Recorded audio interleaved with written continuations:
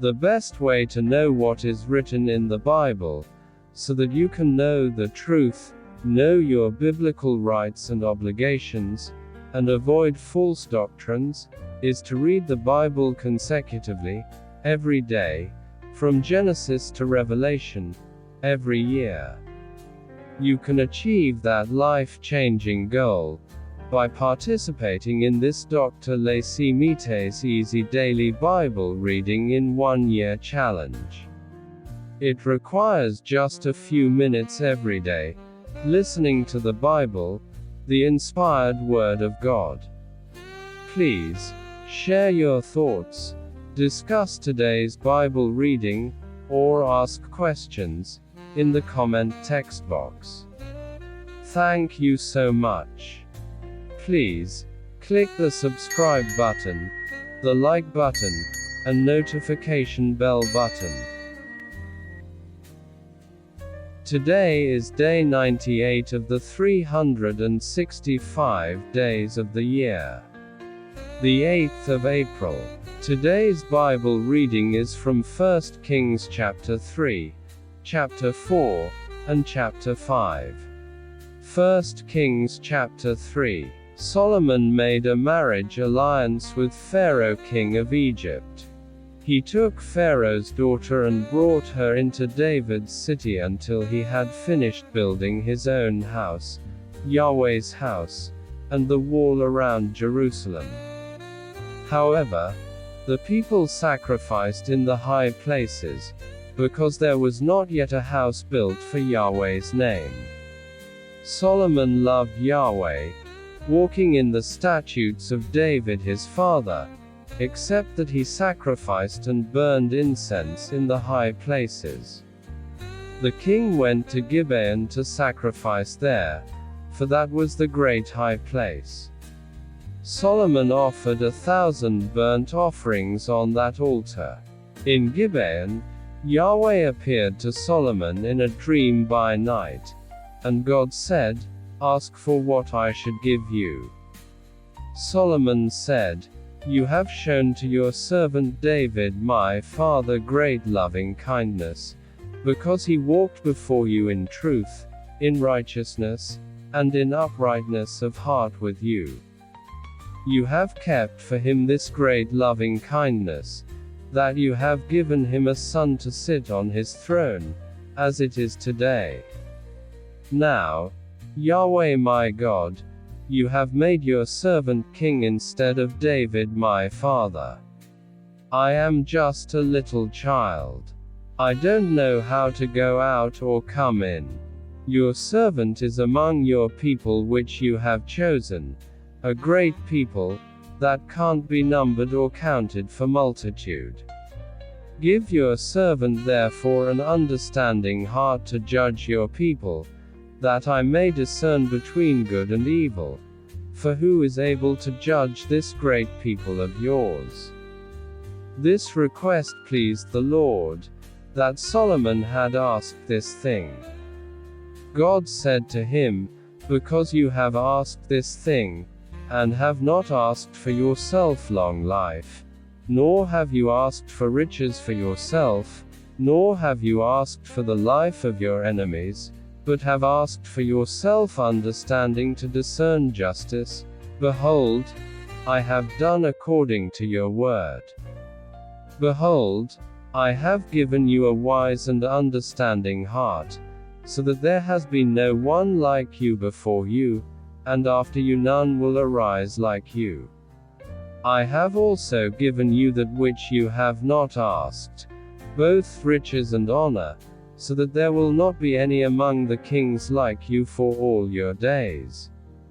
If you will walk in my ways, to keep my statutes and my commandments, as your father David walked, then I will lengthen your days." Solomon awoke, and behold, it was a dream.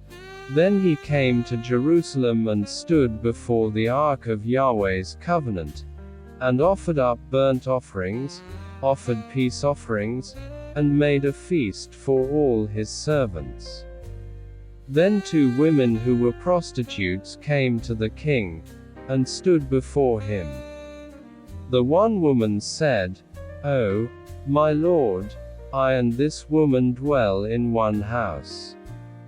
I delivered a child with her in the house. The third day after I delivered, this woman delivered also. We were together.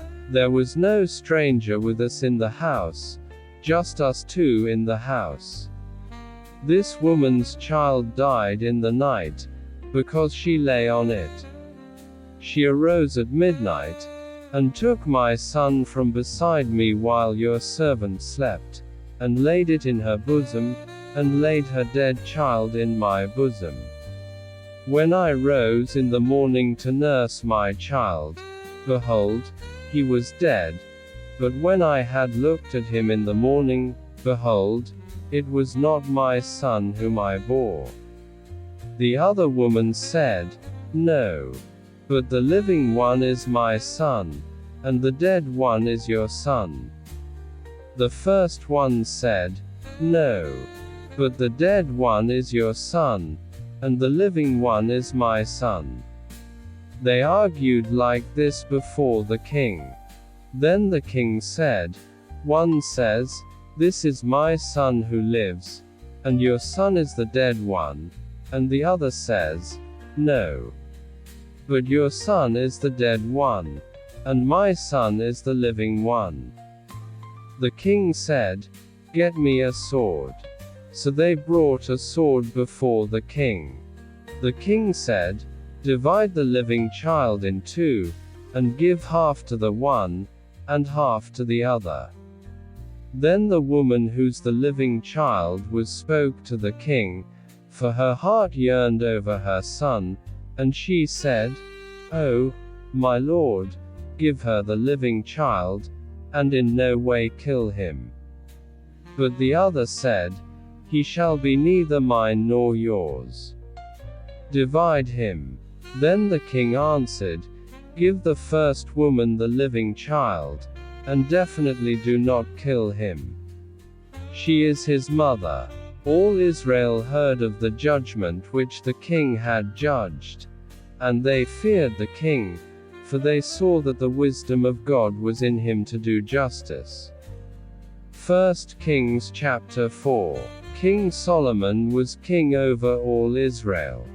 These were the princes whom he had: Azariah the son of Zadok, the priest; Elihophar and Ahijah, the sons of Shisha, scribes; Jehoshaphat the son of Ahilud, the recorder; Benaiah the son of Jehoiada was over the army; Zadok and Abiatar were priests; Azariah the son of Nathan was over the offices; Zabud the son of Nathan was chief minister, the king's friend; Ahishar was over the household; and Adoniram the son of Abda was over the men subject to forced labor.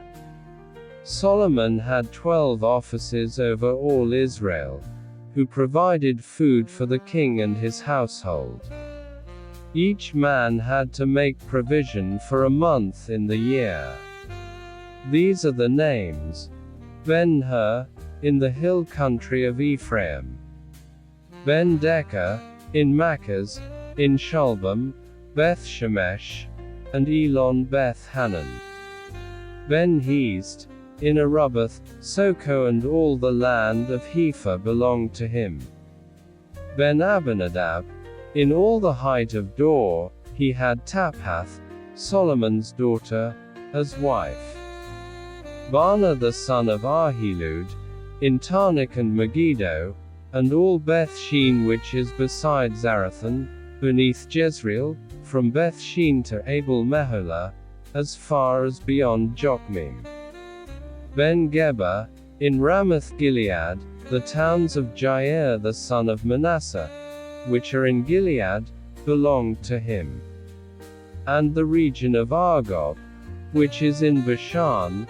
60 great cities with walls and bronze bars, belonged to him; Ahinadab the son of Iddo, in Mahanaim; Ahimaaz, In Naphtali, he also took Basemath, the daughter of Solomon, as wife, Baana the son of Hushai. In Asher and Beloth, Jehoshaphat the son of Peruah. In Issachar, Shimei the son of Elah. In Benjamin, Geba the son of Uri. In the land of Gilead, the country of Sihon king of the Amorites and of Og king of Bashan, and he was the only officer who was in the land. Judah and Israel were numerous as the sand which is by the sea in multitude, eating and drinking and making merry. Solomon ruled over all the kingdoms from the river to the land of the Philistines, and to the border of Egypt. They brought tribute and served Solomon all the days of his life. Solomon's provision for one day was 30 cors of fine flour, 60 measures of meal, 10 head of fat cattle, 20 head of cattle out of the pastures, and 100 sheep, in addition to deer, gazelles, roebucks, and fattened fowl. For he had dominion over all on this side the river, from Tifsa even to Gaza, over all the kings on this side the river. And he had peace on all sides around him. Judah and Israel lived safely, every man under his vine and under his fig tree, from Dan even to Beersheba, all the days of Solomon. Solomon had 40,000 stalls of horses for his chariots, and 12,000 horsemen. Those officers provided food for King Solomon, and for all who came to King Solomon's table, every man in his month. They let nothing be lacking. They also brought barley and straw for the horses and swift steeds to the place where the officers were, each man according to his duty. God gave Solomon abundant wisdom, understanding, and breadth of mind like the sand that is on the seashore. Solomon's wisdom excelled the wisdom of all the children of the east and all the wisdom of Egypt. For he was wiser than all men, wiser than Ethan the Ezrahite, Heman, Calcol, and Dada, the sons of Mahol. And his fame was in all the nations all around. He spoke 3,000 proverbs, and his songs numbered 1,005. He spoke of trees, from the cedar that is in Lebanon even to the hyssop that grows out of the wall. He also spoke of animals, of birds, of creeping things, and of fish. People of all nations came to hear the wisdom of Solomon, sent by all kings of the earth who had heard of his wisdom. 1 Kings chapter 5. Hiram king of Tyre sent his servants to Solomon, for he had heard that they had anointed him king in the place of his father, and Hiram had always loved David. Solomon sent to Hiram, saying, "You know that David my father could not build a house for the name of Yahweh his God because of the wars which were around him on every side, until Yahweh put his enemies under the soles of his feet. But now Yahweh my God has given me rest on every side. There is no enemy and no evil occurrence. Behold, I intend to build a house for the name of Yahweh my God, as Yahweh spoke to David my father, saying, Your son, whom I will set on your throne in your place shall build the house for my name. Now therefore command that cedar trees be cut for me out of Lebanon. My servants will be with your servants, and I will give you wages for your servants according to all that you say. For you know that there is nobody among us who knows how to cut timber like the Sidonians." When Hiram heard the words of Solomon, he rejoiced greatly, and said, "Blessed is Yahweh today, who has given to David a wise son to rule over this great people. Hiram sent to Solomon, saying, I have heard the message which you have sent to me. I will do all your desire concerning timber of cedar, and concerning cypress timber. My servants will bring them down from Lebanon to the sea. I will make them into rafts to go by sea to the place that you specify to me, and will cause them to be broken up there, and you will receive them. You will accomplish my desire, in giving food for my household. So Hiram gave Solomon cedar timber and cypress timber according to all his desire. Solomon gave Hiram 20,000 cors of wheat for food to his household, and 20 cors of pure oil. Solomon gave this to Hiram year by year. Yahweh gave Solomon wisdom, as he promised him. There was peace between Hiram and Solomon, and the two of them made a treaty together. King Solomon raised a levy out of all Israel, and the levy was 30,000 men. He sent them to Lebanon, 10,000 a month by courses. For a month they were in Lebanon, and 2 months at home. And Adoniram was over the men subject to forced labor. Solomon had 70,000 who bore burdens, and 80,000 who were stonecutters in the mountains, besides Solomon's chief officers who were over the work, 3,300 who ruled over the people who labored in the work. The king commanded, and they cut out large stones, costly stones, to lay the foundation of the house with worked stone. Solomon's builders and Hiram's builders and the Gebalites cut them, and prepared the timber and the stones to build the house.